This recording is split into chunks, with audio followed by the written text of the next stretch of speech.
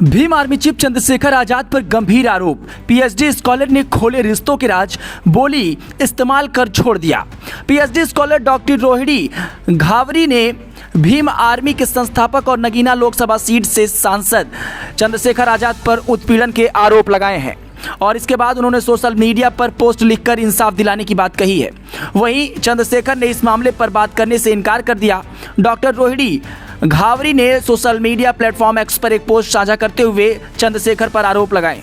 रोहिणी ने पोस्ट में लिखा कि वह चंद्रशेखर की विक्टिम नंबर 3 है, जिसका चंद्रशेखर और उसके परिवार ने शोषण किया।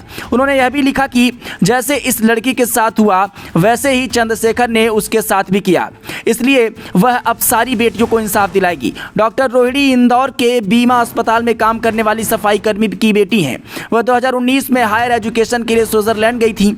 पढ़ाई के दौरान ही वह और चंद्रशेखर एक दूसरे के संपर्क में आए थे और 3 साल तक रिलेशनशिप में रहे।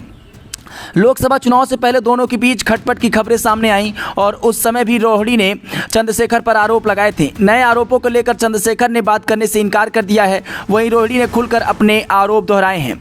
रोहिणी ने बताया कि 3 जून 2021 को उसके लिए मनहूस दिन था, क्योंकि इस दिन चंद्रशेखर ने उनके साथ रिलेशनशिप की शुरुआत की थी। वह इंटरनेशनल लेबर ऑर्गेनाइजेशन से जुड़ी थी और वहाँ देश की सफाई कर्मियों की आवाज़ उठाना चाहती थी, क्योंकि वह खुद एक सफाई कर्मी की बेटी हैं।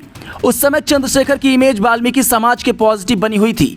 वे बहुजन समाज के लिए काम कर रहे थे। रोहिणी एक स्टूडेंट थी और उन्हें चमक धमक से कोई मतलब नहीं था। वह चाहती थी कि एक बहुजन नेता को इसका क्रेडिट मिले कि उन्होंने सफाई कर्मियों की आवाज़ इंटरनेशनल मंच पर उठाई है, और इसी पॉजिटिव सोच के साथ उनकी चंद्रशेखर से बात हुई थी। धीरे धीरे दोनों की सोच मिलने लगी और बातचीत होने लगी। करीब 3.5-4 साल तक दोनों रिलेशनशिप में रहे। रोहिणी के अनुसार उन्हें अभी तक समझ नहीं आया कि जो व्यक्ति एक समय उनके लिए इतना ज़्यादा समर्पित था वो अचानक बदल कैसे गया। उन्होंने इस रिश्ते को इसलिए चुना था ताकि समाज में आंदोलन के साथ आगे बढ़ते रहें। समर्पण भाव से वो लोग से काम कर सके और उनके हर एक डिसीजन में वो शामिल हो सके, वह चाहे संसदीय क्षेत्र नगीना सेलेक्ट करने का मसला हो या कुछ और। मगर सांसद बनने के 6 महीने पहले नवंबर 2023 के बाद उनका आचरण बदलने लगा।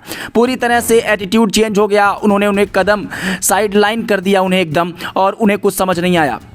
उन्हें लगा कि शायद 3 साल तक उन्हें अपनी राजनीति के लिए इस्तेमाल किया गया। उन्होंने यहाँ तक कहा है कि अगर राजनीति में कामयाब नहीं हुए तो स्विट्जरलैंड आ जाऊंगा। अब इन सारी बातों को वो अगर रिकॉल करती हैं तो लगता है कि उनकी ज़िंदगी के साथ खिलवाड़ हो गया है। रोहिणी ने बताया कि वह अवसाद में थीं और इसके बाद भी उन्होंने अपनी पीएचडी पूरी की।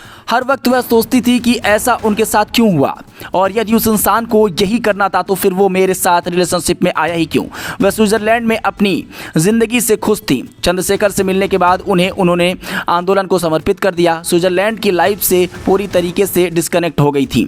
वह सोचती थी कि इसे आगे बढ़ाना है, हम दोनों को मिलकर बहुत कुछ करना है। इतना करने के बाद अचानक ऐसा कौन सा जैकपॉट उनके हाथ लगा कि मुझे साइडलाइन कर दिया। रोहिणी ने चंद्रशेखर के खिलाफ जो पोस्ट की उसके बाद से ही सोशल मीडिया पर रिएक्शन आ रहे हैं। यूजर्स अलग अलग तरह के कमेंट कर रहे हैं और सांसद चंद्रशेखर की तरफ से कोई रिएक्शन नहीं दिया गया है।